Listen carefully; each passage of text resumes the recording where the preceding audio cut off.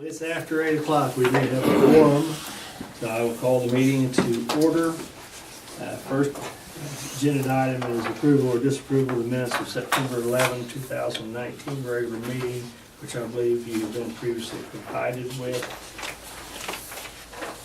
Don't know if there's any questions or corrections.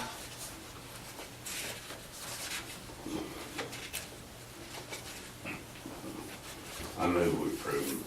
Second.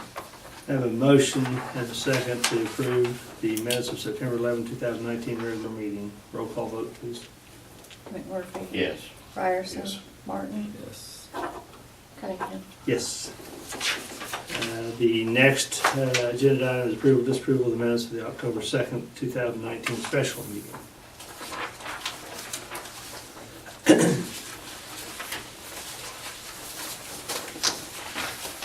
I don't have a copy Did I of that. front and back that? Oh, you may have, but we didn't do anything that pretty blank here. Golly, I'm sorry. My bad. There he is. Yeah, my apologies, people. Hi, Stan. How we doing? Good. We are actually on agenda item 3, and she is laying down a copy for us, the October 2nd special meeting minutes. While she's doing that, we'll move on to item number 4, approval, disapproval of financial reports as of November 2019. They can have an opportunity to review those, hopefully.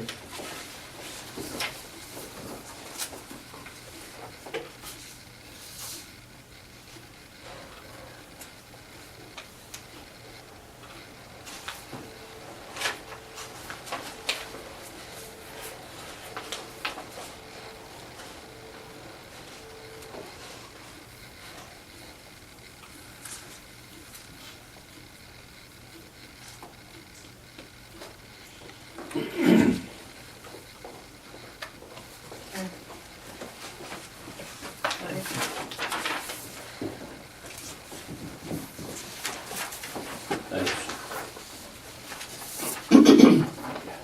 Okay, we've moved on to action I'm number sorry. 4, so you all can review those. Are there any questions regarding financials?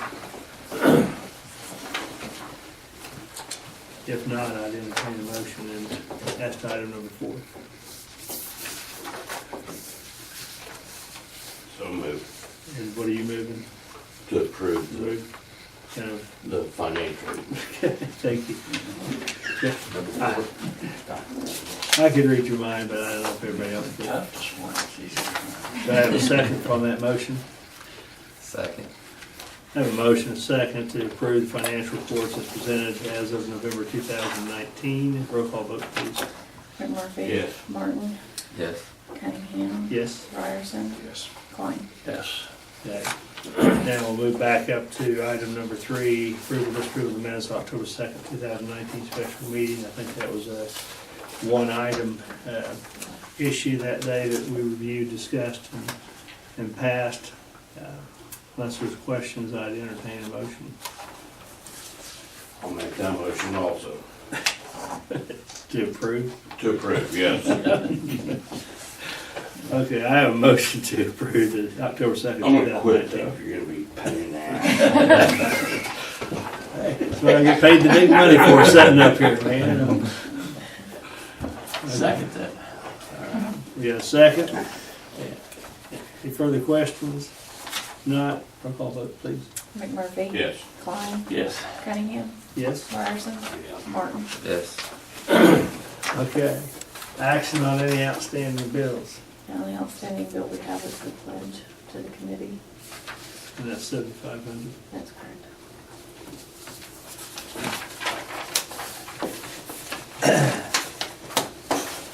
We have our annual pledge of $7,500 to the Development Committee. Assume you all want to do that again, or is there a discussion about it?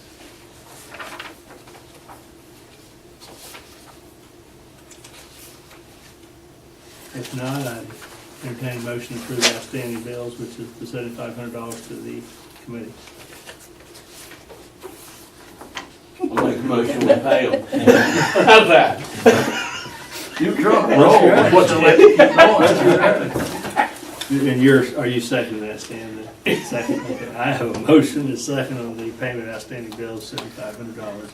Roll call vote, please. McMurphy? Yes. Klein? Yes. Cunningham? Might as well, yes. Ryerson? I will. Martin? Yes. Okay, update, possible action on the Winoka Incubator project. There is, that we renewed that lease, they're in there, they're current, everything is well. We did, spray down there for weeds and stuff, I think, from the last time that we met, but other than that, they're still there right now. We'll see what happens. But they signed another year contract, so. Are there any questions about that project? And for those who don't remember, the Bell Supply that's in there, that's in a well-filled supply company. So, cross your fingers. Okay, Connor, anything? Nothing to All add. right. Then we'll do the WCEDC update. Okay. We have a meeting at noon, and I know you probably just junk trash my emails that I send to you.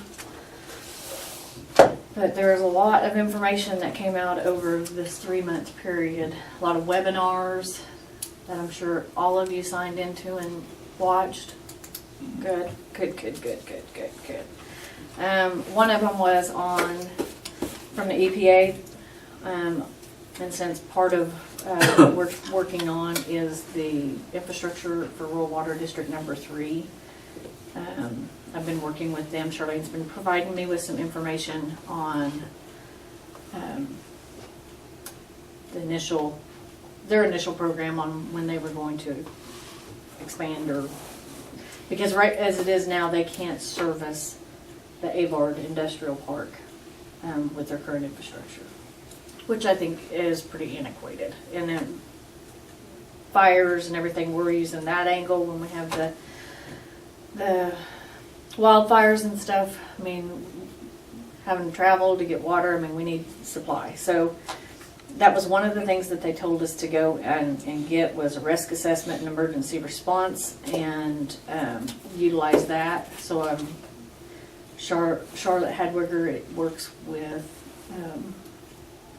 the county-wide emergency response and hazard mitigation stuff. So anyway, she's provided me with that information this last week, and so I'm going to try going through the EPA to get some dollars from them, hopefully, for that expansion.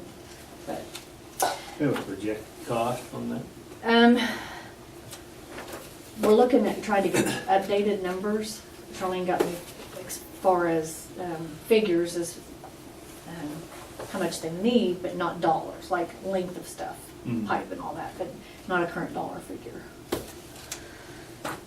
Depends on how extensive it is. A few years ago when they did it, I estimated it at 10 million. But that depends. That's water sources from 2 different places. So it's just how much we can get done. Yeah.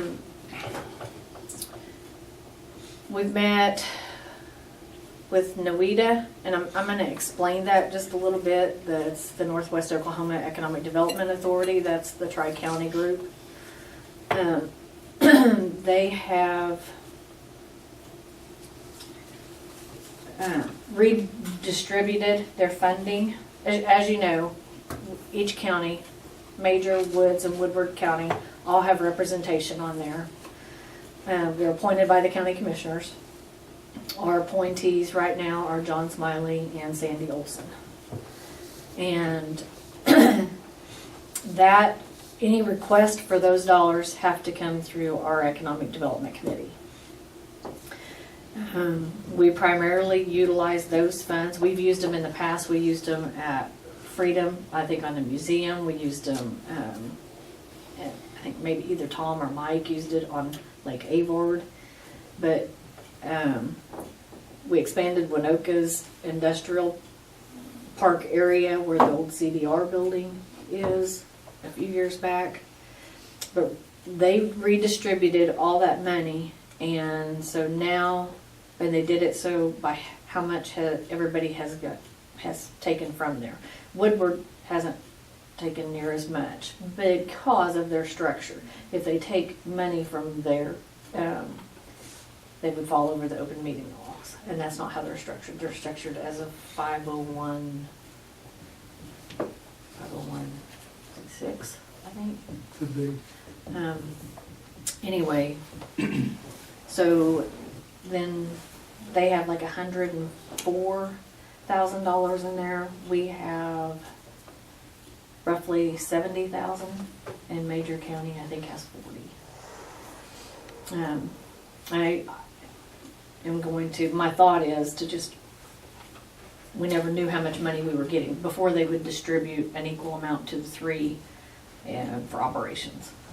And so that's pretty much all we request from them is for operations. However, we know that that's sitting there in case we should need it. And that's not with any payments coming, because they get quarterly payments on that hazardous waste tax money, which it's not near as much as what it should be, because all that came from the Hudson did not qualify as hazardous waste. But it still went to Clean Harbors. So we didn't get money off of that. Okay. With the arena project, been meeting with local bankers that are in support of the project. Met with USDA 3 different times. So far we've made an entity application, which has been approved, and since it's a new entity, we've had to apply for a 5x5 waiver, and that's from the national office. We're in that process of that now. That's already been sent. We're going ahead and working with a company to do a financial feasibility, and we're starting on the checklist to make an official application, probably for direct loan from them, or do direct and another portion of USDA guarantee. Not for sure yet, depending on what they approve and what they don't. Since we have already have 100% plans, that includes value engineering in that. We've already got architects. We've already done so much of the checklist. Rick DeWitt with Rural Development felt like once we received approval from the national office, that our state office, I've met with Lee Denny a couple different times, who is the state director, that our timeline would be much shorter than what it would have been. It could be 3 to 6 months rather than 6 to 12 or so. We're looking at this spring probably to have it all finalized. I'm still working to see if there's any way that we can start any dirt work prior to that. Generally they say no, but we'll see. How much is the request? It's in the $25 million range.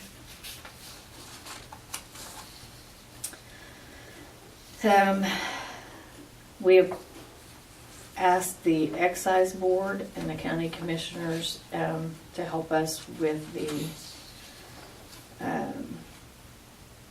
the rock, and they've agreed to do that.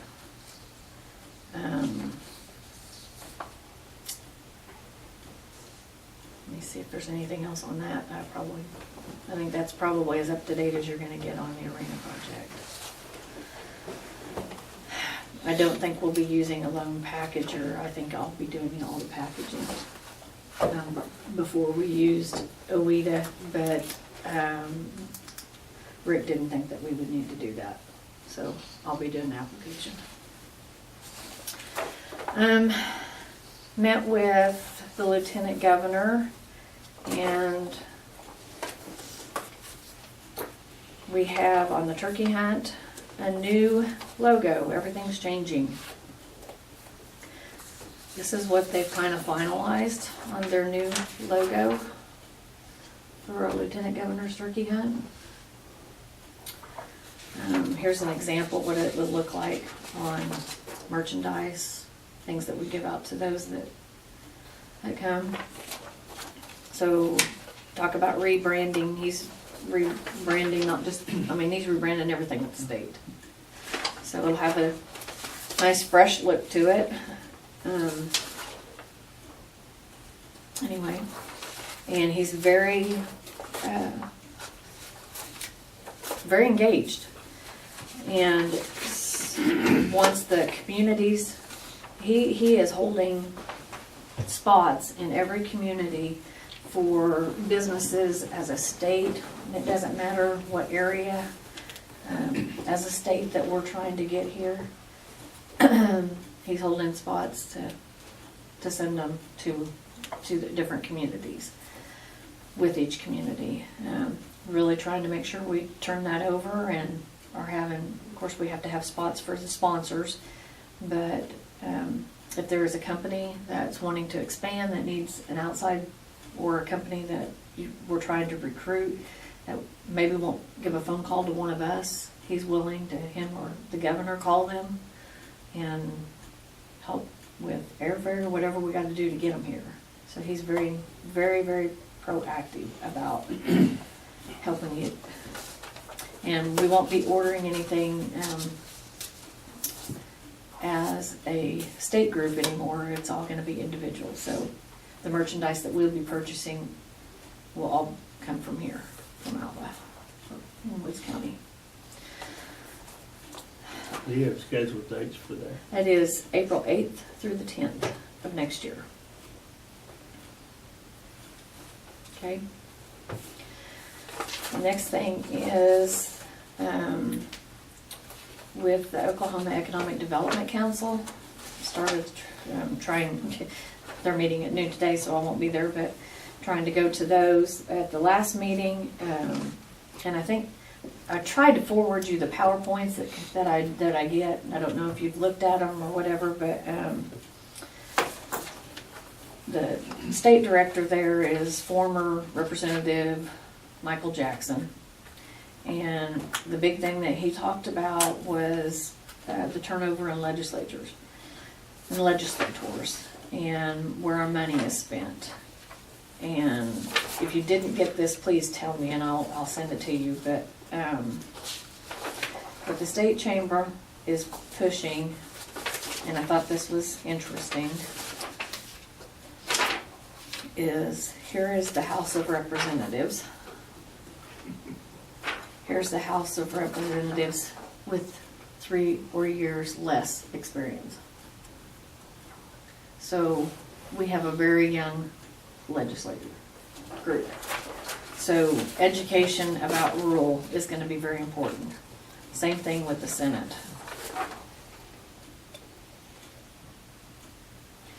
That was pretty impactful to me.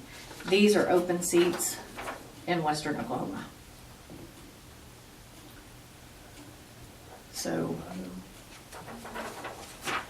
we have 2 Senate seats and 7 House seats open in Western Oklahoma. This is the number of new bills that had been filed in 2019. And that is up over 1,000 bills since the new legislators. So they're definitely, these are the 3 main areas that they're looking at. Major issues for 2020 is healthcare, education, and the tribal compact negotiations. Rural broadband, which I don't know, I've been forwarding stuff to you, but rural development has been funding rural broadband expansion in several states. And I put together some numbers from whenever we were trying to expand it to the north side of Alva, and have sent that to Pioneer. So maybe, I mean, it's a hard sell, but anyway, there's some things that they're looking at. Government reform.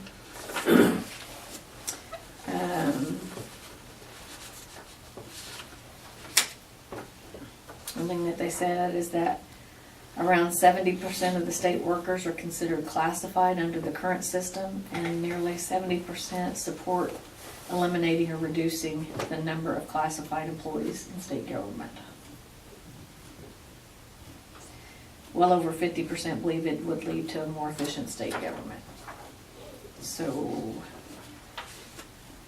education, looking teacher pay and professional development that rewards our best teachers. Nearly 70% support rewarding high-performing teachers, making it performance-based pay. And 75% support professional development of teachers that is tied to student performance.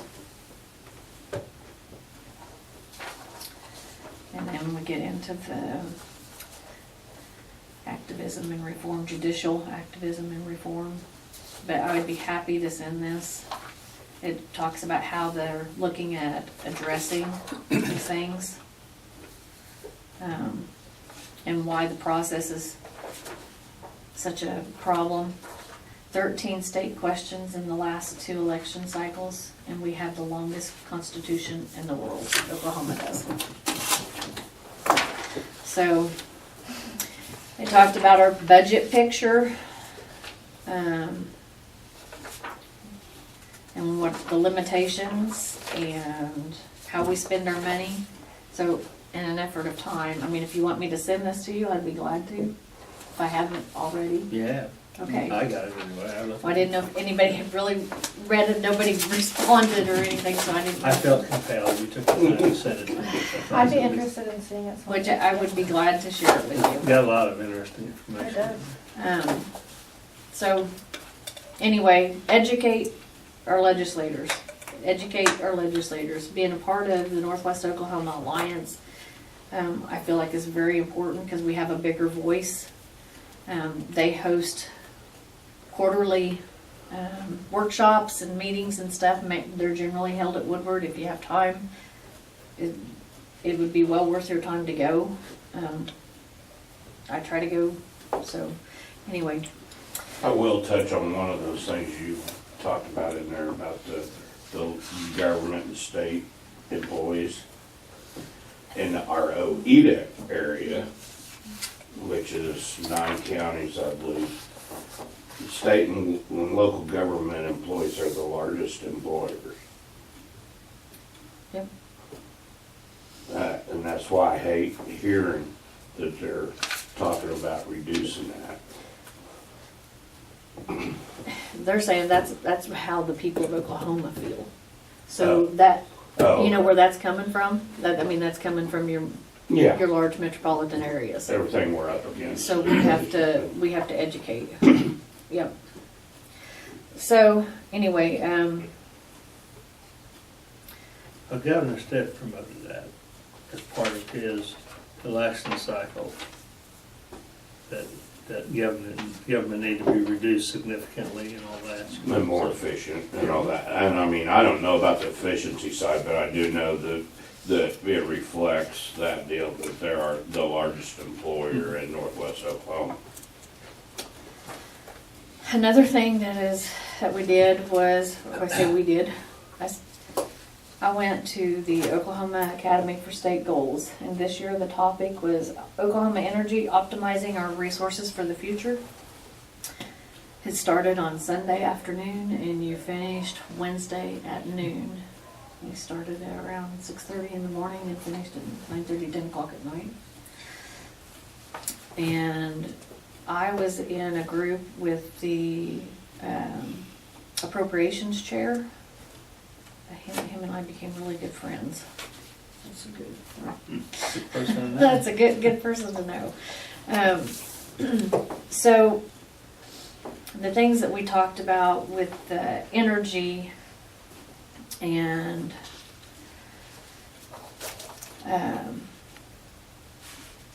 was being ready for the change in.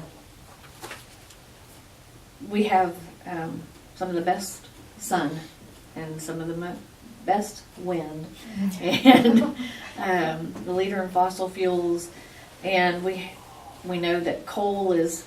I mean, we've already witnessed the coal and nuclear, and so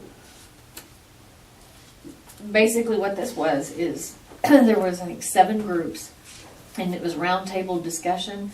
They had a leader, and then each group had an attorney. That was their, for lack of a better word, scribe. But he took and listened to the entire discussion, and then read back what he said that we heard, and we all presented it to the entire panel, and they made a booklet. Is probably 75 pages that they delivered to you about 3 o'clock in the morning on Wednesday. You were to get up, read through it, and make recommendations. You can do 5 appeals, and then that is what we will take to the legislators in February. It's already made it to the governor's office, I know, because one of the things that came out of there was how companies do not want, when they go to do research and development, they're not using Oklahoma schools. They go to Kansas or Texas.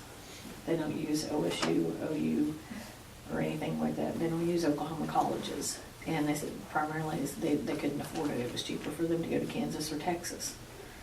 And I know that is one thing that I read that he was pushing on, that they needed to be more engaged and more business friendly.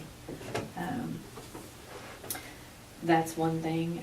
Infrastructure for electric vehicles. Oklahoma is #1 in the United States to own and drive an electric vehicle for infrastructure, because a lot of it because of Francis Solar or Francis Renewables and the infrastructure that they have put in with money that they received off of some litigation. So their plan is to have a charging station every 50 miles. Of course, the majority of your charge will come at your house, but the purpose is to get them into the rural areas, because people with driving these electric cars will plot their travels and vacations around where they can fuel up. So that round 1 has already happened with that. There's a lot of information came out of there. As soon as they have the white paper ready, I'll be glad to send that to you, because there was a lot of information that came out of that. So when they go to the legislature, are they making proposals for legislation, or is this just to get them to begin thinking about this process? Well, they will actually push for legislation, yes. The last time energy was talked about was in 2004. Next, I can tell you, next year's topic has already been brought out, and it will be mental health. That's what needs to, that's gonna be Be what? mental health. But yeah, they actually are making proposals for legislation.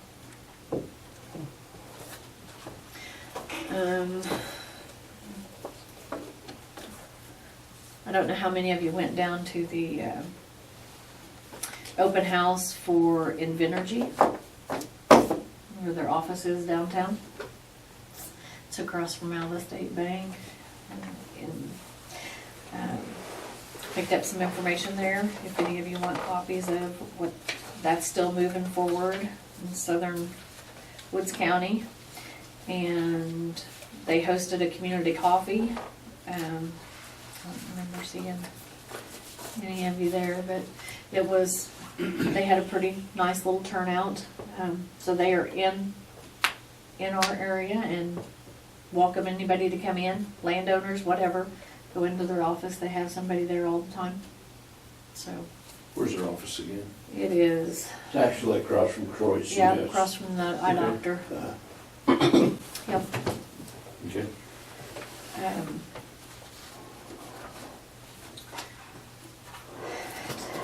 The Oklahoma Arts Council came and gave a grant workshop. And we had some come from Enid, some from Guyman. I bet there was 20 people that attended. The Arts Council, there is some money out there to help with tourism. In 3 of the conferences, even one days that I've went to, and this is something that really needs to be stressed because I think we get pushback on this, is that business recruitment, one of the number one things they look at is quality of life for employees, because they know their people do not want to live where there's not things for them to do, there's not entertainment. So quality of life We got was, a movie house. I know, quality of life was number one. We have a swimming pool. So restaurants, so things to do like that, that is number one in business recruitment.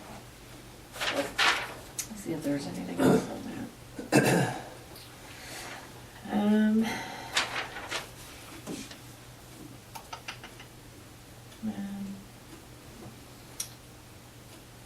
And meeting with the Winoka Historical Society, they are trying to get funding to finish out the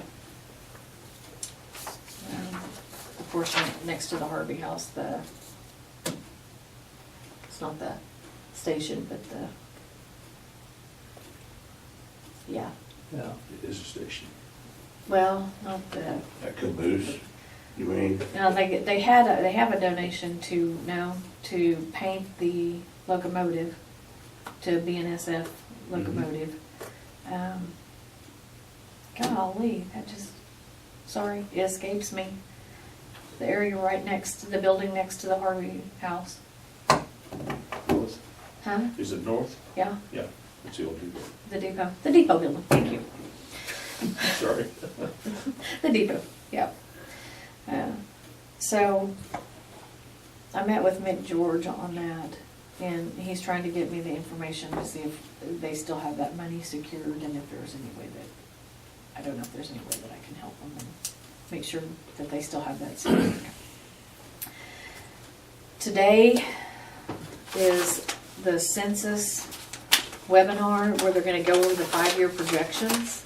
I know I'm census you a lot, but that is extremely, extremely important. It could potentially change our representation if we are not accounted. And Randy, correct me if I'm wrong, because I know that we've had this conversation with Casey Murdoch, but I mean, it could potentially, if we do not have a good count, we could have less. He could potentially have to take on more area just to have the numbers for representation.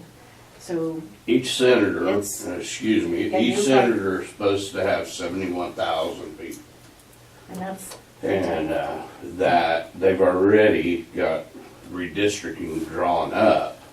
I don't know about the reps, but it would make Newton's area bigger and Casey's would actually entail Clinton if his district would. So we lose a lot of representation because anytime you take on one of those bigger communities, they want things that we want, or, you know.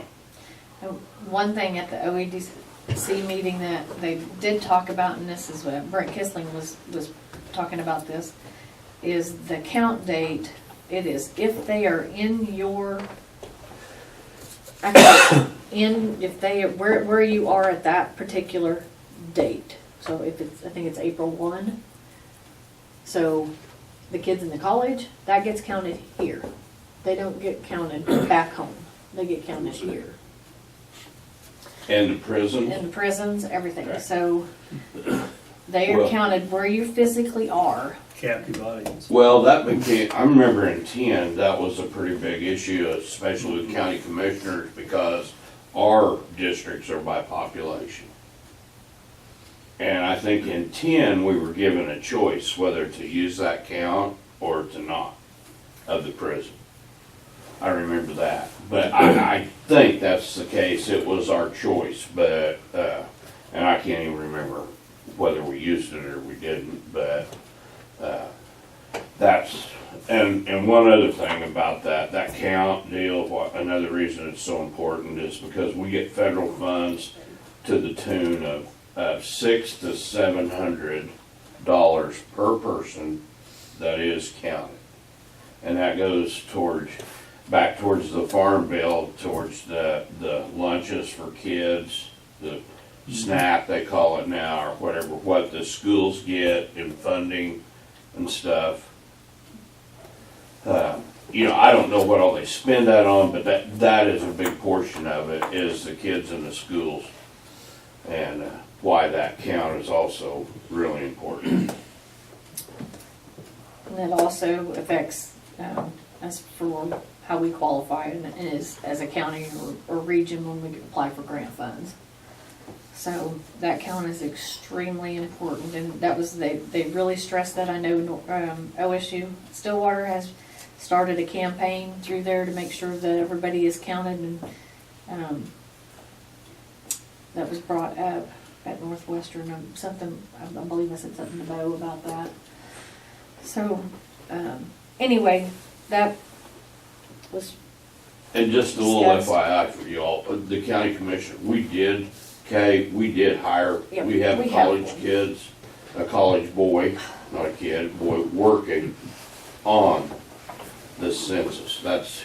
He's actually being paid, we're paying him to keep us up to date and I'll tell you, the Oklahoma Department of Commerce reached out to all 77 county assessors and had one reply.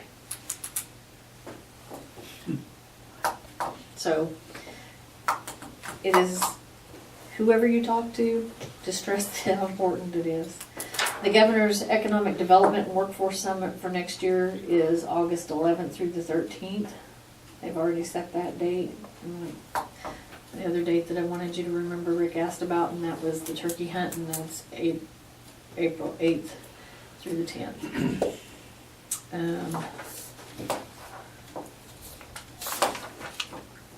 I think that's about it. Actually, I don't think How long a any- period did all this information take of you? How much time? How many days? Oh, It's amazing, that's me. a few. 2 or 3, right? Yeah, 2 or 3. Months? 2 or 3, yeah. Well, this is just since we met last in October. Do you recommend we quit printing so much paper? Oh, no, this is what I brought back with me. This is what I brought back with me. That's why I forward it to you in emails, so instead of you getting paper copies. But, yeah, there was a few things attended. This, and if anybody wants to look, this is the information that this is my town hall book. All the things that we had to read before getting there and study. So you're welcome to look at it. Should you want to. You want to stay afterwards? You get bonus I was gonna points. ask. You get bonus Hey, points. if you'll read that, we'll make you chairman. Here, let me just, Or if you don't, we'll make you chairman. We're gonna think about that. I'm gonna tell you that this was interesting here. This is interesting. The difference that a day makes. On December 20th, 2018 at 7:40, a record output of 16,283 megawatts of wind power served 48% of the load. That's for Southwest Power Pool. A day later, the wind shrank to 17% of our generation mix, and other sources like coal and gas ramped up to serve the load. This illustrates the value of a diverse fuel mix available to accommodate a wide variety of operational circumstances. So this is how it looked in a 24-hour period.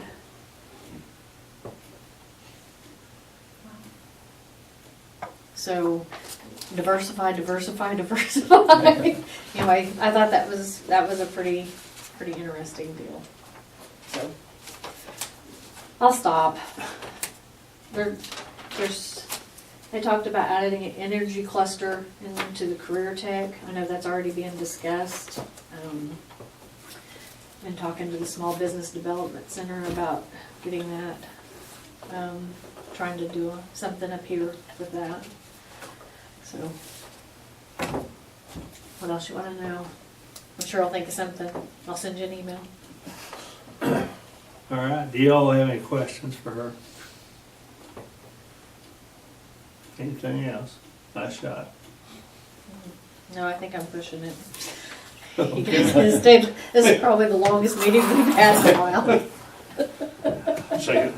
With that, we're gonna adjourn. 8:44.